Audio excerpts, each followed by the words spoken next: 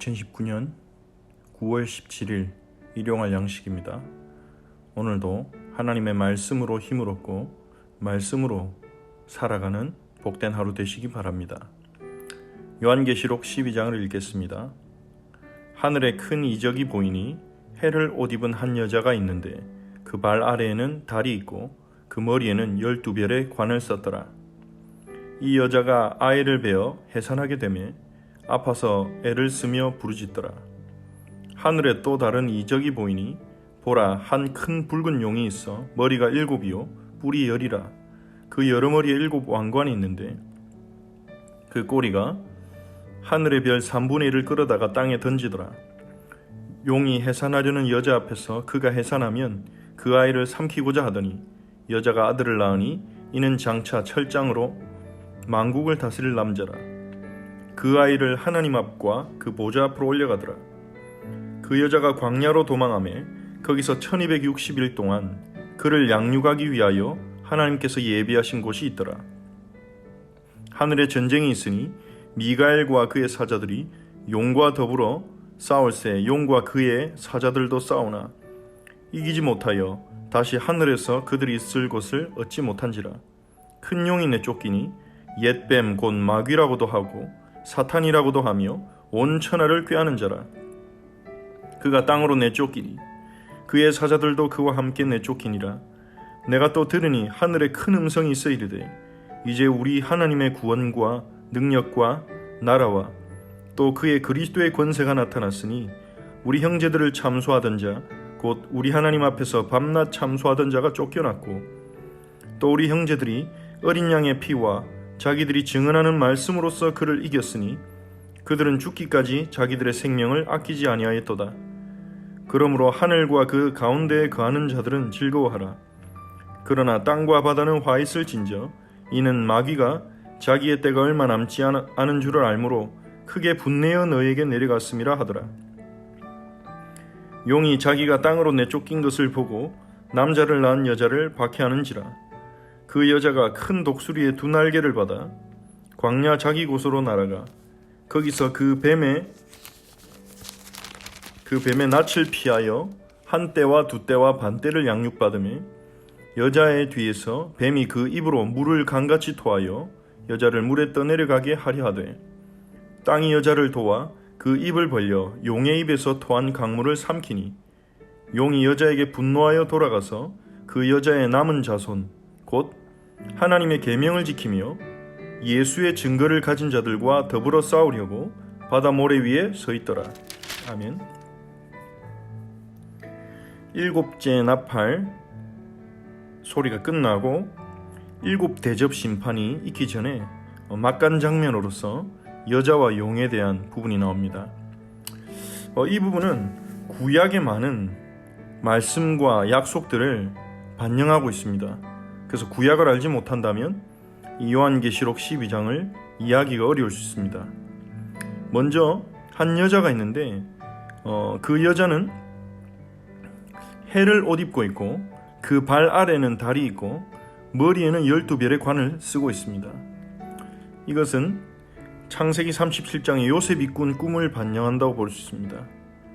요셉은 꿈에서 해와 달과 11별이 자신에게 절을 하는 것을 꿈꿨죠. 그것은 바로 야곱의 가족을 의미합니다.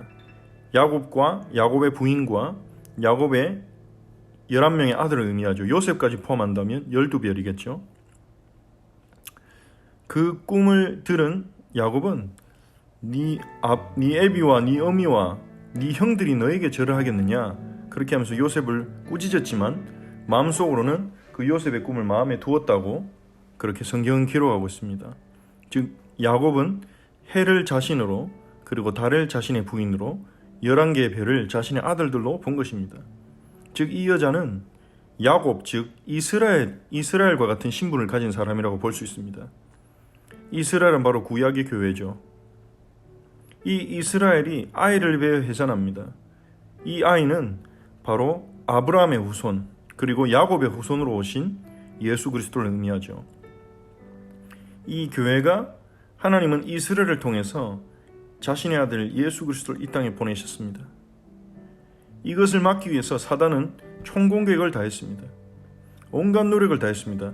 이집트에 있을 때 이 이스라엘을 멸망시키기 위해, 여자의 후손을 막기 위해서 바로 왕을 충동질해서 남자 태어난 아이들은 다 죽이려고 했고, 또 많은 전쟁과 많은 시도들이 있었죠. 사단은 여기서 붉은 용인데 이 용은 머리가 7이요 뿔이 10이라는 것은 대단한 권세를 가지고 있다는 것을 의미합니다. 하늘의 별 3분의 1을 끌어다가 땅에 던지는데 이 용이 여자 앞에서 아이를 삼키려고 합니다. 사단은 끝까지 예수 그리스도를 공격했습니다. 공생이 시작하자마자 3가지 시험으로 공격했고, 남은 공생의 기간에도 예수님을 넘어뜨리기 위해서 제자를 통해, 사람들을 통해 계속 시험하고 공격했습니다. 여자가 아이를 낳았습니다. 이 예수 그리스도가 이 땅에 오셨는데 5절에서는 그 여자가 낳은 아들을 철장으로 만국을 다스릴 남자라고 말합니다. 시편 2편에 보면 그리스도에 대한 예언을 하면서 기름 부음 받은 자, 여호와의 기름 부음 받은 자의 예언하면서 철장으로 만국을 깨뜨릴 자라고 그렇게 말합니다. 즉, 이 여자가 낳은 아들은 바로 기름 부음 받은 자, 그리스도로서 우리의 구주 예수님이십니다. 그 예수 그리스도는 하나님 앞과 그 보좌 앞으로 올라갔다, 그렇게 되어 있습니다. 구원을 완성하신 후에 승천하셨죠. 그 여자가 광야로 도망합니다. 아이가 하늘로 올라간 다음에 여자가 광야로 도망합니다. 이제 아이를 낳은 이 교회는 신약교회를 바로 의미하죠. 구약교회 이스라엘 백성을 통해서 메시아가 이 땅에 오셨고, 그리고 그 메시아 예수 그리스도를 통해서 새로운 하나님의 백성, 예수님을 믿는 교회가 탄생한 것입니다. 그러니 아이를 낳은 후에 이 여자는 신약교회라고 볼 수 있습니다.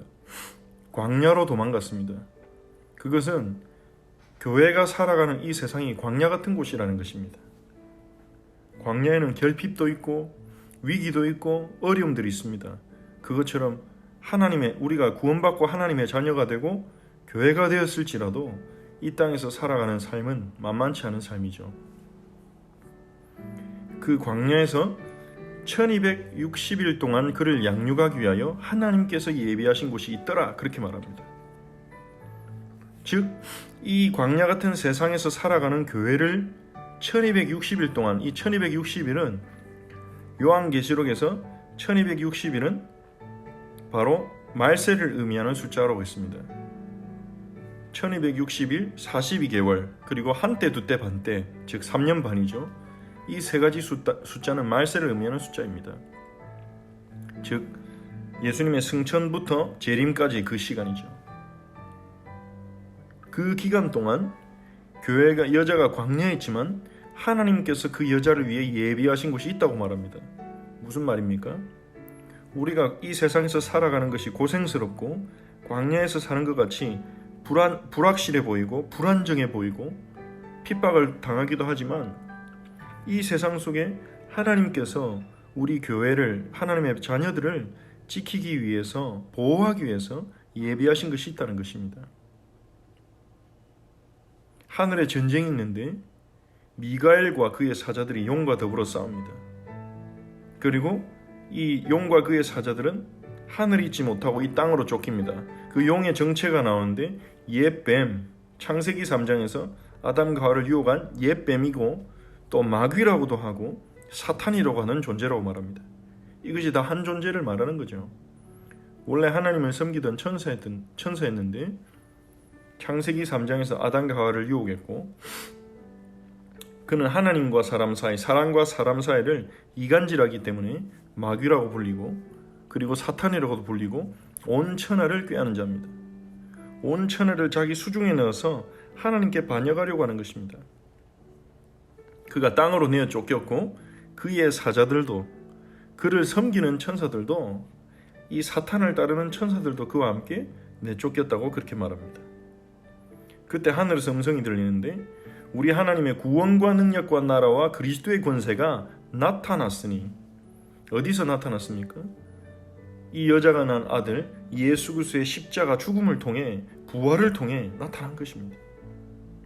그 예수님의 십자가 죽음과 부활을 통해 이 밤낮 하나님 앞에서 우리를 참소하던 자, 형제들을 참소하고 고소하고 고발하던 사탄의 세력들이 쫓겨난 것입니다. 참소할 수 없게 됐다는 말은 무슨 말입니까? 이제는 예수님이 십자가에서 우리의 모든 죄를 짊어지고 죽으셨기에 우리가 더 이상 사단에게 정죄받지 않는다는 것입니다. 예수님이 십자가에서 우리의 모든 죄와 우리가 받을 심판을 끝내셨기에 우리가 더 이상 참소받을 이유가 없다는 것이죠. 그래서 사단이 쫓겨났다고 표현하는 것입니다. 로마서 8장 1절에 사도 바울이 말했듯이 그리스도 예수 안에 있는 자에게는 결코 정죄함이 없나니. 사단도 누구도 하나님조차도 우리를 정죄하지 않으십니다.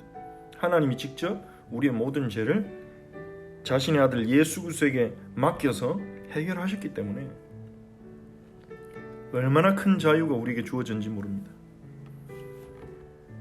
그래서 이제는 우리 형제들이 어린 양의 피와 자기들이 증언하는 말씀으로 그를 이겼으니 이제는 하나님의 백성 교회들이 어린 양 예수의 보혈 즉 복음과 자기들이 증언하는 말씀으로 그 사탄을 이긴다는 것입니다. 그들은 죽기까지 자기들의 생명을 아끼지 아니하였도다. 복음과 그리고 하나님의 말씀의 능력을 진정으로 발견한 거죠. 하지만 마귀가 자기 때가 얼마 남지 않은 줄 알고 크게 분내어 내려갔다고 합니다. 지금도 발악하고 있습니다. 용이 자기가 땅으로 내쫓긴 것을 보고 남자를 낳은 여자를 박해하는지라. 이 사단은요, 십자가에서 모든 권세가 꺾이고 이젠 더 이상 참소하지 못하고 이제 본격적으로 교회를 박해합니다. 자기 때가 얼마 남지 않은 줄 알고. 하지만 그 여자는 큰 독수리의 두 날개를 받아 광야 자기 곳으로 날아가 거기서 그 뱀의 낯을 피하여 한때 두때 반때를 양육받으며 이 여자에게 하나님이 독수리의 날개를 주십니다. 출애굽기 19장에 보면 하나님이 이스라엘과 언약을 맺기 전에 이스라엘 백성에게 모세에게 이렇게 말씀하십니다. 내가 독수리 날개로 너희를 업어 여기까지 인도해 온 것을 너희가 보았지 않느냐. 즉 독수리의 날개는 하나님의 보호하심, 하나님의 지켜주심, 하나님의 인도하심을 의미한다고 볼 수 있습니다. 즉 사단과 마귀가 교회를 박해하지만 여자는 즉 교회는 하나님의 보호하심과 하나님의 인도하심과 공급하심 안에 있는 것입니다. 이스라엘 광야를 갈 때 만나로 먹이시고 메추라기로 먹이시고 반석에서 세민하게 하셨듯이요. 그리고 광야의 자기 곳으로 날아갔다고 말합니다. 앞서 6절에 하나님께서 예비하신 곳이 있었다는 거죠. 교회가 있어야 할 곳, 그것은 어디입니까? 하나님이 예비하신 곳, 하나님의 자녀들이 있어야 하는 곳, 하나님의 자녀들이 보호받는 곳, 그것이 바로 모임으로서의 교회, 공동체라 볼 수 있습니다. 에베소서 4장에서는 하나님께서 자기 백성들을 온전하게 세우기 위해서 공동체를 허락하셨고 성령을 통해 그들이 하나 되게 하시고 그 공동체에 주어진 말씀의 은사를 가진 목사와 또 교사와 이런 은사 가진 직분자들을 통해 그리스도 안에서 자라나게 하신다고 했습니다. 즉 하나님의 자녀들에게 하나님이 공동체를 주셔서 지역마다 그리스도의 몸된 공동체를 주셔서 그 공동체 안에서 독수리 날개와 같은 하나님의 보호하심과 사랑을 경험하게 하는 것입니다. 그리고 그곳을 한때 둔때 반때를 양육받는다고 했습니다. 하나님은 교회를 양육하십니다. 공동체를 통해. 한때 둔때 반때는 종말의 말세의 숫자라고 말씀드렸습니다. 말세 기간 동안 주님이 다시 오시는 그때까지요. 뱀은 여자 뒤에서 물을 뿜어서 여자를 떠내려가게 합니다. 어떻게든 교회가 떠내려가게 하려고 합니다. 하나님의 은혜로부터 말씀으로부터 복음으로부터 벗어나도록. 근데 하나님이 그 교회를 지키십니다. 땅이 입을 벌려서 그 용이 토한 강물을 삼킵니다. 그래서 용은 여자의 남은 자손과 싸우려고 바다 모래에 서 있다고 말합니다. 바다 모래 위에. 여자의 남은 자손을 뭐라고 묘사합니까? 하나님의 계명을 지키며 예수의 증거를 가진 자들. 그게 바로 교회입니다. 하나님의 계명을 지키며. 교회는 하나님의 계명을 무시하거나 외면하지 않습니다. 하나님이 명하신 것을 반드시 따릅니다. 그것이 세상에서 보기에 어리석든지 아니든지. 어떤 사람들은 하나님의 계명을 이 시대에 맞지 않는다고 거부합니다. 자신들의 어떤 생각이나 자신들의 철학과 맞지 않는다고 거부합니다. 하지만 교회의 남은 자손은 누굽니까? 하나님의 계명을 지키며 하나님이 명하신 것은 하나님이 명하신 그 자리에 있는 것입니다. 하나님이 명하신 그 길을 가는 것입니다. 또한 예수의 증거를 가진 자들입니다. 예수가 그리스도라는 확실한 증거를, 확실한 믿음을 가지고 있는 자들, 그 사람이 바로 여자의 남은 자손 교회입니다. 이렇게 요한계시록은 교회와 사단의 영적 싸움을 보여주고, 이 광야 같은 세상에 있는 교회가 사실은 광야에 있는 것 같지만 독수리의 날개가 있고 하나님이 예비하신 곳이 있고, 그리고 용이 어떤 공격을 해도 하나님은 그것으로부터 지키신다는 것을 우리에게 말씀하십니다. 교회에게 주시는 소망의 메시지죠. 이 말씀을 붙잡고 우리가 함께 기도하기 원합니다. 교회인 우리를 지키시는 그 하나님의 보호하심과 사랑, 그리고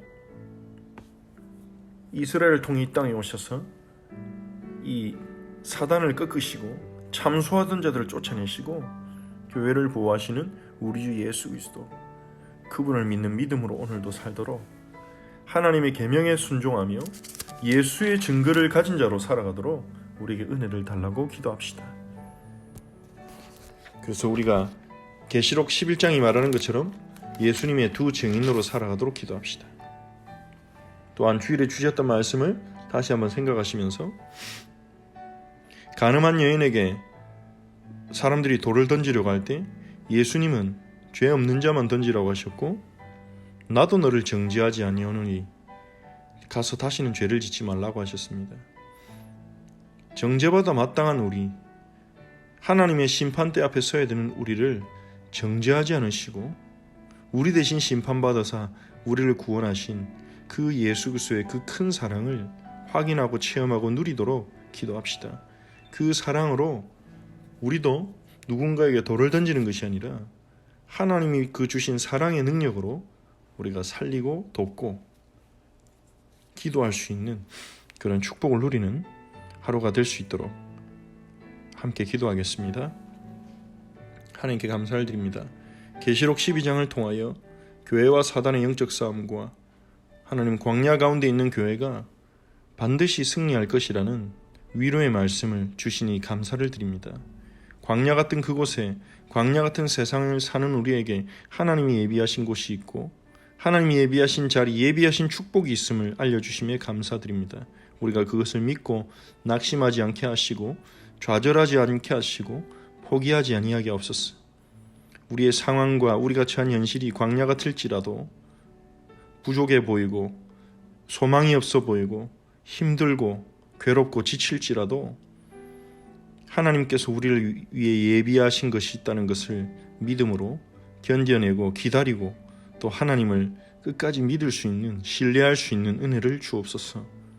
하나님의 계명을 따르며 예수의 증거를 가진 자들로 서서 사단에게 속지 않고 사단의 공격에 휩쓸리지 않고 하나님의 말씀 중심, 복음 중심으로 살아가도록 은혜를 주시옵소서. 십자가에서 우리 대신 죽으사 사단의 참소와 모든 정죄를 꺾으시고 우리를 구원하신 주님의 사랑에 감사를 드립니다. 그 주님의 사랑을 체험하게 하옵소서. 그 주님의 사랑을 가슴으로, 마음으로, 심령으로 체험하도록 우리 모든 성도들에게 은혜를 주옵소서. 하나님의 사랑을 알고 그 사랑으로 새 창조의 능력으로 살아가도록 축복하옵소서. 주님, 오늘 하루도 우리 모든 성도에게 영육간의 새 힘을 주시고 인도하여 주옵소서. 예수 그리스도의 이름으로 기도합니다. 아멘. 하늘에 계신 우리 아버지여, 이름이 거룩히 여김을 받으시오며 나라가 임하옵시며 뜻이 하늘에서 이루어진 것 같이 땅에서도 이루어지이다. 오늘 우리에게 일용할 양식을 주시옵고 우리가 우리에게 죄진 자를 사해 준 것 같이 우리 죄를 사하여 주시옵고 우리를 시험에 들게 하지 마시옵고 다만 악에서 구하시옵소서. 나라와 권세와 영광이 아버지께 영원히 있사옵나이다. 하면